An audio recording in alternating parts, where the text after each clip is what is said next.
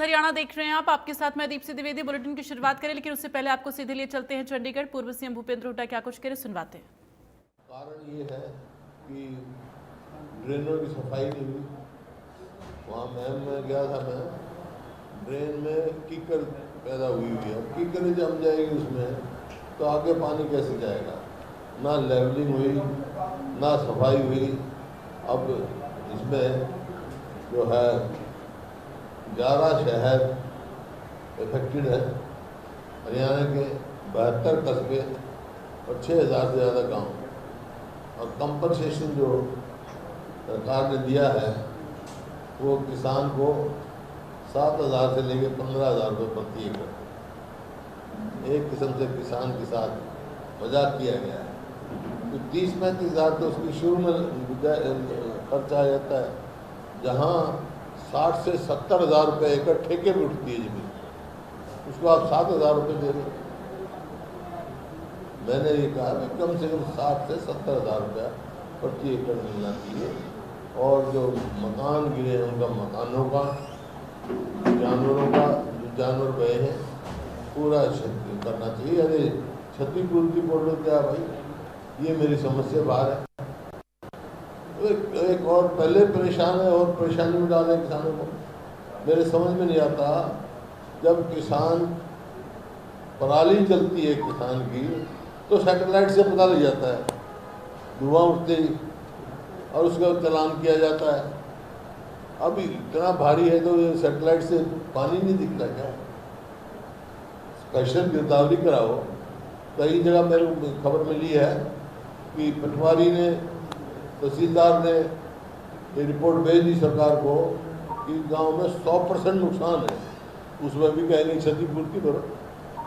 इस समझ में नहीं आया। तुरंत पहले भी ऐसे किस्म में नुकसान हुए हैं, फ्लड आया है, 95 में आया, उसी टाइम स्पेशल रिकवरी की गई, मकानों का कंपनसेशन दिया गया और दुकानों का कंपनसेशन दिया गया और कैश जो है कंपनसेशन वहाँ दिया गया। अभी समझ में नहीं आता, इस चक्कर में डाल रखा है। ये हर बार ये ऐसे ही करते हैं। जैसे चुनाव से पहले तो राशन कार्ड बना दिए AY और BPL के, जो 20-21 में है, जो है सारे मिला के, दोनों में मिला के 11 लाख होंगे राशन कार्ड तो फैमिली परिवार के। और कुल लाभार्थी जो है वो 50 लाख के करीब होंगे, 52 लाख होंगे। अब चुनाव आया तो वो कितने लाख हो गए? 52 लाख तो राशन कार्ड बना दिए, लाभार्थी 2 करोड़ 13 लाख रुपये, 13 लाख सॉरी। और अब लाखों काट दिए, 11 लाख राशन कार्ड की भी बनाए क्यों? ये पोर्टल पर चलाया क्यों?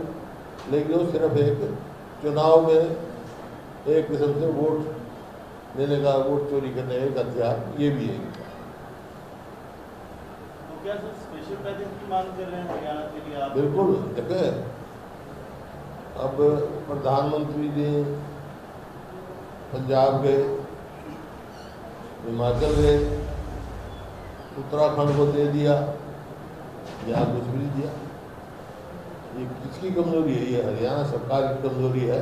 प्रधानमंत्री जी को और कृषि मंत्री जी को यहाँ आना चाहिए था, वो दिखाते कितना नुकसान हुआ है, ताकि स्पेशल पैकेज हरियाणा को मिले।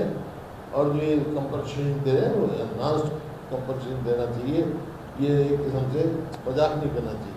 बाढ़ग्रस्त प्रदेश घोषित करना चाहिए था, आप क्या मानते हैं? बिल्कुल बिल्कुल। आज जब आप देख रहे हो 18 लाख एकड़ जमीन, जब प्रेम क्षतिपूर्ति में आ गए 4 लाख, तो इसे बात नहीं कर 7-6 हज़ार से ऊपर गाँव में हुआ है, 72 कस्बे में है, 11 शहरों में है।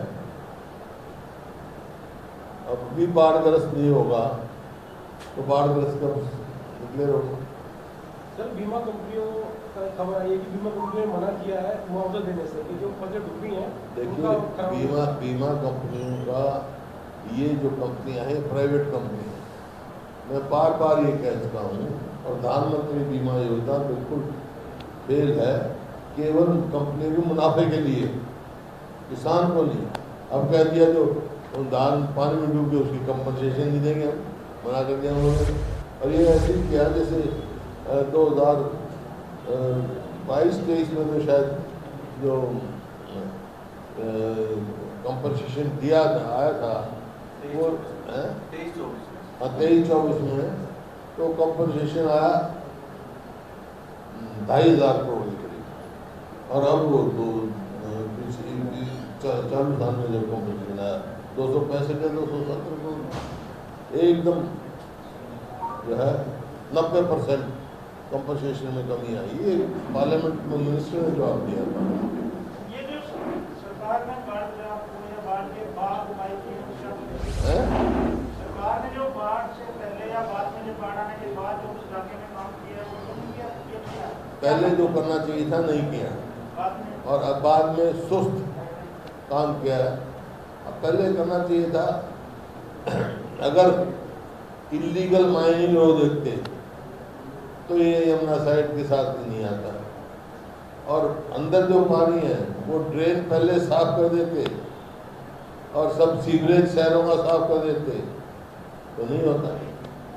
लेकिन कोई कदम नहीं उठाया गया। यहाँ तक कि इस सरकार ने, मौजूदा सरकार ने सदा जो है बारिश के मौसम से पहले फ्लड कंट्रोल की मीटिंग होती है, अब तो फ्लड कंट्रोल की मीटिंग नहीं करी तो क्या क्या कदम उठाएंगे भाई? ये संबंधित मंत्री कहते हैं कि जो ये अगर खनन कोई अवैध नहीं हो रहा और जो ज्यादा बरसात हिमाचल में ये उस वजह से बाढ़ है, कोई खनन की वजह से। ऐसा है, खनन नहीं तो हाईकोर्ट ने कह रहा है 100 फुट तक खोल दिया, 3 फुट जो उसका खोलना चाहिए वो 100 फुट तक खोल दिया, और अवैध खनन क्या होता है भाई?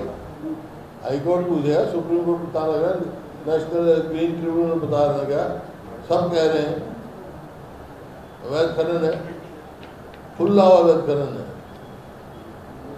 सर, इसके अलावा एक सवाल है, मुख्यमंत्री ने गुरुग्राम से स्वच्छता अभियान शुरू किया है।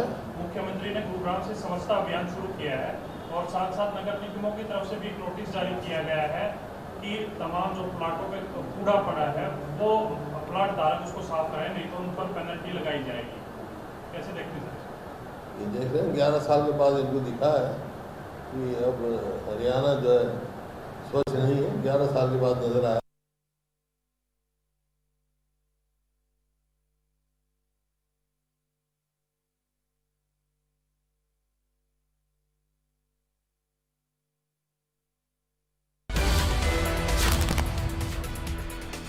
तो आप भूपेंद्र हुड्डा को सुन रहे थे। आपको बता दें, पूर्व सीएम भूपेंद्र हुड्डा का ये बड़ा बयान सामने आया है। 6000 से ज़्यादा गांव प्रभावित हुए हैं बाढ़ से, बारिश से। मुआवजे के नाम पर किसानों से मजाक किया गया है। 60 से 70 हज़ार प्रति एकड़ मुआवजा मिले, और ये भूपेंद्र हुड्डा का कहना है। भूपेंद्र हुड्डा ने प्रेस कॉन्फ्रेंस कर सरकार पर निशाना साधा है और किसानों की व्यथा बताई है। उन्होंने कहा कि लगातार हम तमाम क्षेत्रों का दौरा कर रहे हैं, स्थितियों को देख रहे हैं। 6000 से ज़्यादा गांव प्रभावित हुए हैं। ऐसे में मुआवजे के नाम पर मजाक किया जा रहा है किसानों के साथ। तो पोर्टल से किसानों को परेशान, और वो इतने महंगे दे रहे हैं। अभी बैठे थे पंचकुला का, बता रहा था 200 गज का जो 25,000 रुपये का भी लिया था प्लॉट, 4.5 करोड़ का है। तो इतने महंगे हैं, आम आदमी के उससे बहुत से बाहर है। इसी प्रकार से जो ये काम कर रहे हैं, भाई ढेर तो गंदगी के लगवा दिए तुमने, साफ करे नहीं, प्लॉट होल्डर को जुर्माना की बात कह रहे हैं। अब एक नया फैसला लिया है जिसमें HSBP है, वो जो प्लॉट खरीदने बेचने वाला है उसकी मध्यस्थता भी करेगा और उसमें कमीशन देगा। कहा था वो प्रॉपर्टी डीलर पर गया, अभी तो कहा था यार, सुनता था नहीं, दोबारा वही सवाल पूछे। इस बात को अभी तो 1 मिनट में तो मैंने कहा था, सेवा पखवाड़ा यही मैं कह रहा था, प्रॉपर्टी डीलर बन गई। मकसद तो ये था कि गरीब आदमी को, मिडिल क्लास को प्लॉट मिले, इस मकसद से बना था। पहले हुड्डा के नाम से था, अब ये के नाम से हो गया। हुड्डा का नाम तो बदल दिया क्योंकि उनको लगा भाई ये हर जगह मेरा ही नाम आ रहा है। तो उनको ये नहीं पता तो ये हरियाणा अर्बन डेवलपमेंट अथॉरिटी देते हैं, HUDA, मैं HWDA, मैं तो हरियाणा ओवरऑल डेवलपमेंट अथॉरिटी हूँ। सर सेवा पखवाड़ा भी शुरू करा है सरकार ने, अब हैं? सेवा पखवाड़ा भी शुरू करा है। सारे डिपार्टमेंट जो है सेवा में जुट गए हैं प्रदेश की जनता की, और सारे जो काम रुके हुए थे या उनको सुचारू रूप से तेजी लाए, तो इसका सेवा पखवाड़ा नाम लेके काम। भ्रष्टाचार और तेजी से बढ़ा।